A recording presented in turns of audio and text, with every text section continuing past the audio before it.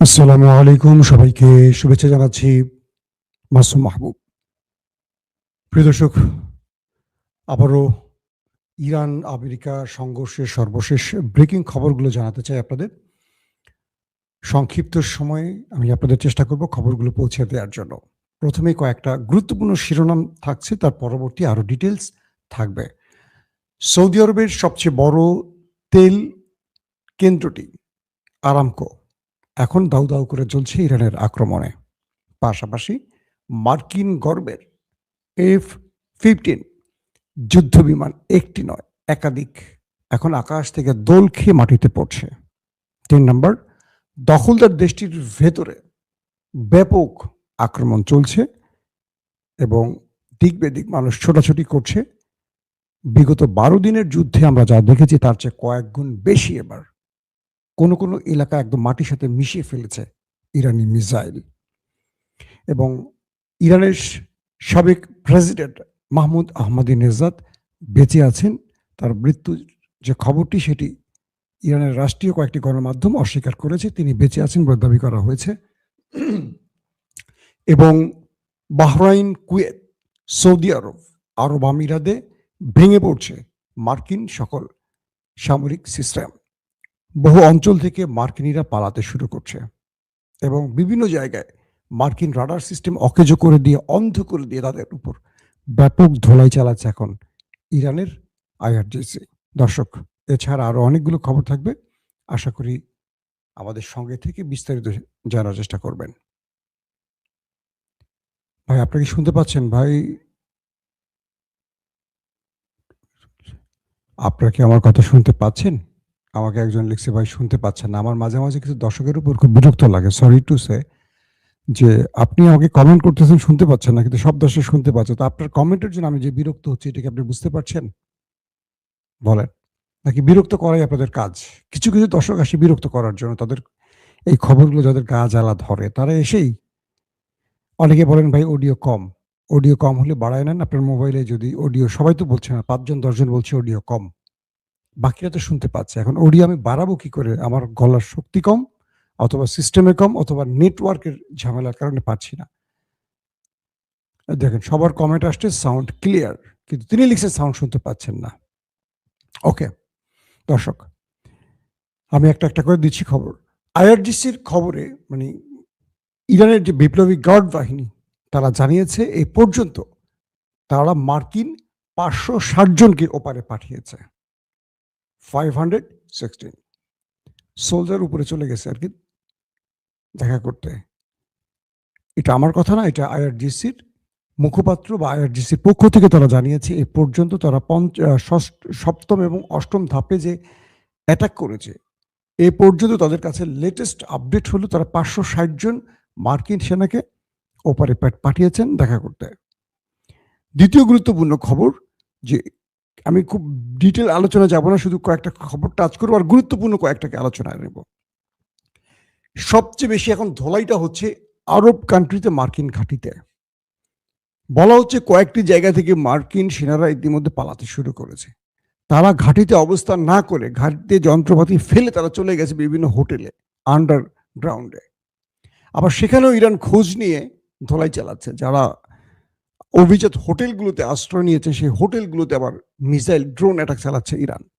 পাগল করে ফেলছে তাদেরকে। ইরান মার খাচ্ছে না, তারা ইরান খাচ্ছে, কিন্তু ইরান এখন পুরোপুরি পাগল হয়ে গেছে। ইরানের পাগল হওয়ার কারণটা আমি আপনাদের বলবো। খুব মজার একটা ব্যাপার ঘটেছে, যে এটা ট্রাম্প আর নেতানিয়াহু বোঝেননি। ধারাবাহিক দিয়ে নেই, পাগল হওয়ার ঘটনাটা বলবো আপনাদের। এক, কুয়েত এবং বাহরাইনে মার্কিন ঘাঁটির কার্যক্রম বন্ধ হয়ে গেছে, কারণ বাহরাইন এবং কুয়েতে এত ম্যাসিভ আকারে ইরান অ্যাটাক করেছে, তাদের ঘাঁটিগুলো মোটামুটি লন্ডভন্ড করে ফেলেছে, কিচ্ছু অবশিষ্ট নাই, শুধু সব পুরে ছাই হয়ে গেছে। আইআরজিসি বলছে এখানে প্রচুর সেনা নাই হয়ে গেছে তাদের, এবং পুরোপুরি কার্যক্রম বন্ধ করে এখান থেকে সরে গেছে মার্কিন সেনারা। এটা হলো কুয়েত এবং বাহরাইনে। এবং তারা বলছে শত শত সেনা নিহত হয়েছে। কারা বলছে? ইরানের বিপ্লবী গার্ড বাহিনী।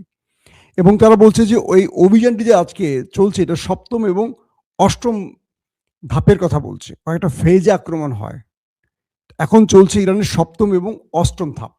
এই অষ্টম ধাপ পর্যন্ত তারা 560 জনকেও পাঠিয়েছে, এটা বলছে। পাশাপাশি তারা বলছে ইউএস এবং ইসরায়েলের ব্যাপক ড্রোন অ্যাটাক করেছে, এবং আজকে যে ড্রোনগুলো অ্যাটাক করছে এগুলো একটু আকারে বড়, শক্তিশালী, এবং এগুলো একটু বড় বিস্ফোরক বহন করতে পারছে। আইআরজিসি বলছে ইউএস এবং ওই দেশটির মধ্যে, ইউএস এবং তার ওস্তাদের দেশের মধ্যে ব্যাপক ড্রোন এবং মিসাইল অ্যাটাক করা হয়েছে আজকে।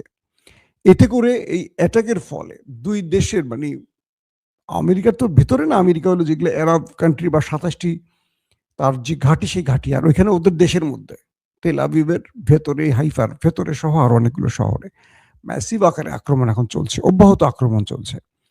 এবং এখন পর্যন্ত এইবারের ক্ষেত্রে ইরানকে দেখছি যে ইরান কথা বলছে কম। এতদিন ইরান কথা বলতো, এবার ইরান কথা বলছে না, শুধু মেরে যাচ্ছে, চুপচাপ করে মেরে যাচ্ছে, প্রচার করছে না আমরা এটা করছি ওটা করছি, খুব কম বলছে। বাট আইআরজিসির পক্ষ থেকে কিছু কিছু শুধু ব্রিফ করা হচ্ছে, আপডেট ব্রিফ করা হচ্ছে, যে কারণে আমরা বুঝতে পারছি না, নতুবা এবার আমরা তথ্য সেভাবে পাচ্ছি না যে ইরান কি পরিমাণ ক্ষতি করছে। কারণ ইসরায়েল, আমেরিকা তাদের এই ক্ষতিটা গোপন করে, কারণ তাদের নেতা নাই তো, তাদের মাথা এখন এলোমেলো হয়ে গেছে। আইআরজিসির পক্ষ থেকে বলা হয়েছে পারস্য উপসাগরে ও হরমুজ প্রণালীতে তারাও সেখানে ব্যাপক অ্যাটাক করেছে। এতে প্রায় 3 থেকে 5টি তেলবাহী জাহাজ পুরে ডুবে গেছে পানিতে। আর এই 3 থেকে 5টি জাহাজের কথা বলছি, এগুলো ছিল মার্কিন এবং ব্রিটিশ তেলবাহী জাহাজ। হরমুজ প্রণালীতে এ তো বন্ধ করে দিয়েছে, আপনারা জানেন। এখানে শত্রুদের কোনো বন্ধুকে পেলেও মাইট দেওয়া শুরু করছে। ধরেন আমেরিকার জাহাজ পাচ্ছে তো মারতেছে, তো ঠিক আছে, ব্রিটিশরা পাচ্ছে মারতেছে। যদি আমেরিকা, ইসরায়েল, ব্রিটিশ বা সৌদি আরবের কোনো বন্ধুকেও পাচ্ছে, ধরে কান ধরে ঠাস ঠাস করে এটা মাইট দিচ্ছে, এরকম আর কি। ইরান কাউকে ছাড় দিচ্ছে না, এখন যাকে পাচ্ছে তাকে মাইট দিচ্ছে, যারা ওই শত্রুর বন্ধু তাদেরকেও মাইট দিচ্ছে। ইতিমধ্যে সাইপ্রাসে ব্রিটিশ ঘাঁটিতেও ড্রোন এবং মিসাইল অ্যাটাক করেছে ইরান, বুঝতে পারছেন, সাইপ্রাসে ব্রিটিশ ঘাঁটিকেও। এবং জার্মান বলছে যে আমরা আমেরিকাকে এই যুদ্ধে সাহায্য করতে চাই, প্রয়োজনে সেনা পাঠাবো, অথবা এই যুদ্ধে জার্মান সরাসরি যুক্ত হবে। আহা হা, সব শালারা মানে একজোট হয়ে গেছে। বিশ্বযুদ্ধে কারা কাদের বিরুদ্ধে লড়াই করছে মনে আছে? এই জার্মান ছিল, মানে এই জার্মানির পক্ষে ছিল তুরস্ক, আর সেভাবে তুরস্কর ওসমানী সালতানাতের ধ্বংস হয়।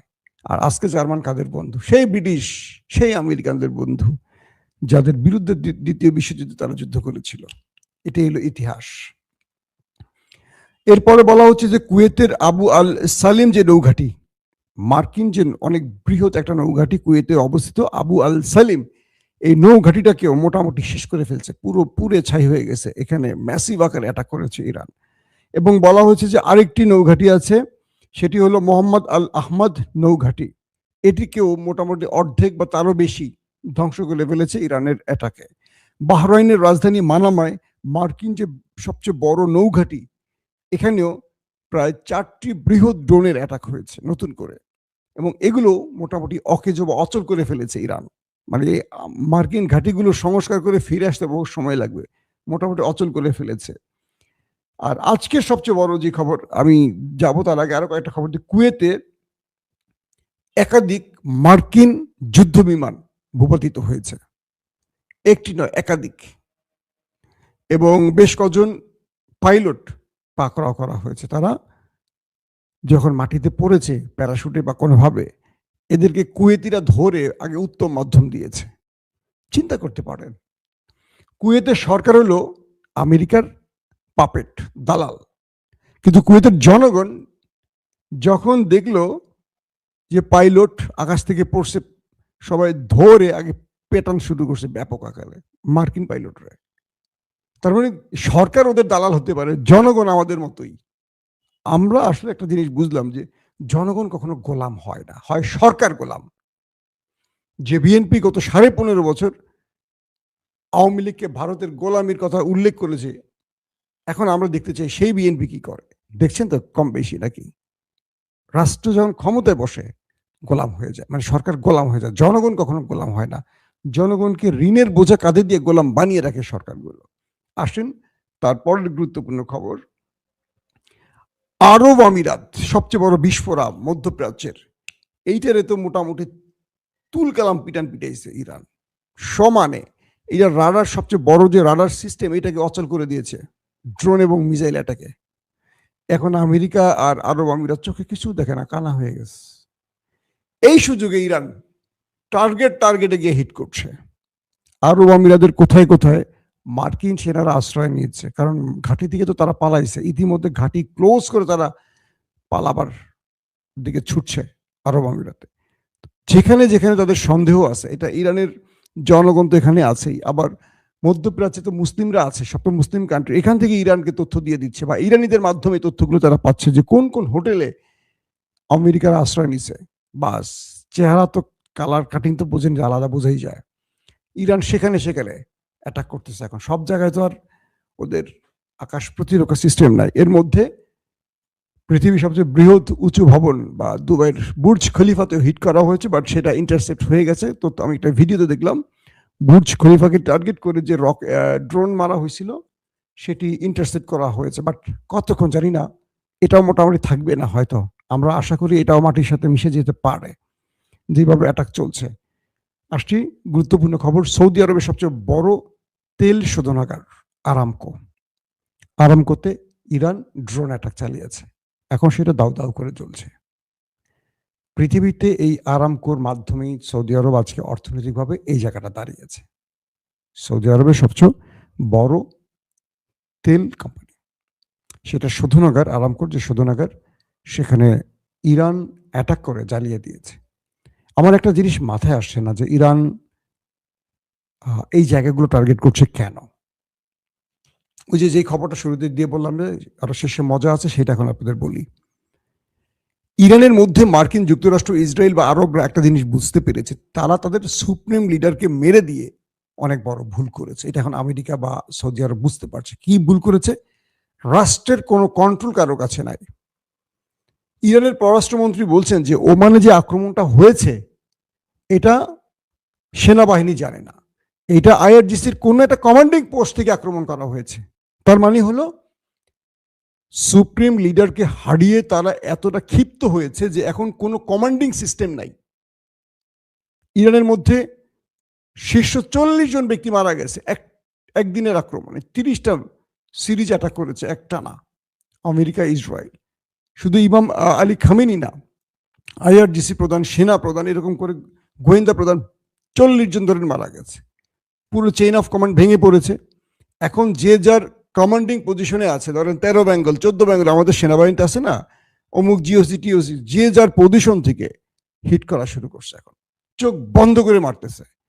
ইরানের কথা হলো আমরা মরবো, তোদেরকে নিয়ে মরবো, আমরা শুধু একা মরবো না, তোরা যে আরামে থাকবি আর মার্কিনীদের ওই জিনিসটা মুখে দিয়ে চুষবি, সেই সুযোগ আর তোদেরকে দেব না। আমরা মরবো, তোদেরকে নিয়ে মরবো, কারণ তোরাই এখানে বসে বসে ওদেরকে আমার নাকের ডগায় বসায় রেখে আমাদের শেষ করছিস। তোরা মুসলিম রাষ্ট্র, বড় বড় জুব্বা পরিস, সবাই মনে করে তোরা একেবারে পিরাউলিয়া, তোদের ক্যারেক্টার কি দেখাই দিব। ইরান, ভাই আমি এটার পক্ষে না, এটা ইরানের বক্তব্য এরকম। সেই হিসেবে ওদের কথা হলো যে যেহেতু তোরা মার্কিনীদের, ইসরায়েলিদের ডেকে এনে তোদের ঘরে ঢুকেছিস আমাদের বিরুদ্ধে, তাই তোদেরকে মেরে নে। এটা হলো ইরানের ভাষ্য। ইরান গেছে পুরো পাগলা হয়ে। প্রথমে মাসে মার্কিন ঘাঁটি, এরপরে হোটেল, এখন মার্কিন হোটেল মোটেল নাই, এখন টার্গেট তাদের ব্যবসা বাণিজ্য, তেল ক্ষেত্র, এইটা সেটা ধাম করে মারা শুরু করছে। এইটা আমেরিকার টেনশনের কারণ হয়ে গেছে, কারণ এখন কার সাথে যোগাযোগ করবে? পররাষ্ট্রমন্ত্রী, নতুন প্রধান, পুরো সিস্টেম এলোমেলো হয়ে গেছে ইরানের ভেতরে। ইরান গেছে পাগল হয়ে। এখন আমেরিকা নিজে তো বেদিশা হয়ে গেছে। আমেরিকা বোঝে না যে এত কিছু করবে, সৌদি আরব বোঝে নাই, কেউ বোঝে না যে ইরান এমন কিছু করবে। এখন যা হচ্ছে, ধরেন খামেনি বেঁচে থাকলে এক ইশারা সব কন্ট্রোল করতে পারতেন, স্টপ, সব স্টপ। এখন স্টপটা বলবে কে? যাকে দায়িত্ব দিচ্ছে তাকে তো সবাই মানতে হবে, কারণ খোমেনি হত্যায় আইআরজিসি তো খোমেনিরই। এই বাহিনীটি তো আর কারো কথা এখন মানবে না, এই বাহিনীকে কেউ কন্ট্রোলই করতে পারবে না। আস্তে আস্তে হয়তোবা ধারাবাহিকতায় আসবে, কিন্তু এখন যে যার মতো করে তার রাগ ক্ষোভ মেটাচ্ছে। সৌদি আরব বলি, কাতার বলি, আরব আমিরাত বলি, আরব বিশ্বকে এখন তামা করে ফেলতেছে ইরান। এটা ওদের বিশ্বাসঘাতকতার ফল। তবে মূল শত্রুকে ছাড় দিচ্ছে না। মূল শত্রু যে ওই যে হিজরা, এই হিজরা বাহিনীকে ছাড়ছে না, তাদেরকে তো ধোলাই চলতেছে, আওয়াজ হচ্ছে কম, আওয়াজ আজ রাত থেকে আবার দেয়া শুরু করব, কারণ কম্পাইল করতেছি কোথায় কোথায় কি হয়েছে। ওরা তো বলতেছে না রে ভাই, ওরা তো মাইর খেয়ে চুপ করে থাকে। কিছু মানুষ আছে মাইর খেয়ে আওয়াজ করতে পারে না, লজ্জায়, কারণ মাইরটা তো ওরা শুরু করছে। এখন যদি বলে যে ইরান আমারে মারছে, ইজ্জত যাবে না। এই জন্য বললেন ইরান মারতে আসছিল কিন্তু আমি তাড়াই দিছি, কিন্তু মাইর খেয়া চোখ বন্ধ করে বসে রয়েছে, আর পিছন থেকে মুখ দিয়ে দম নিচ্ছে না, নিচে নিচে দিয়ে দম নিচ্ছে আর কি, এত যন্ত্রণা হচ্ছে। এটা এখন হিজড়াদের এই অবস্থাটা হচ্ছে, মায়ের খায়া আর চলে বলতে পারতেছে না। আর ট্রাম্প তো বারবার প্রস্তাব পাঠাচ্ছে ইরানের সাথে ডায়ালগের, যুদ্ধবিরতির। ইরান বলছে কোনো সংলাপ নাই, সংলাপের লোক তো তুমি রাখো নাই, কার সাথে সংলাপ করবা? করো যুদ্ধ কয়দিন, তুমি মারছো আমি তোমারে মারবো, আমি শেষ হয়ে দেবো, বাট তোমাকে নিয়ে মরবো, তোমাকে বাঁচায় রেখে আমি মরবো না। যে কয়দিন বা ইরানের হাতে যা আছে মোটামুটি আশপাশের মধ্যপ্রাচ্যকে নিয়ে চলে যেতে পারবে ইরান। ইরানের কথা আমেরিকা বেঁচে থাকুক, কিন্তু বিশ্বাসঘাতকরা বেঁচে না থাকুক। আগামী দিনে সবাই যেন বুঝতে পারে বিশ্বাসঘাতকের পরিণতি কি হয়। প্রত্যেকে ভালো থাকবেন। আল্লাহ হাফেজ।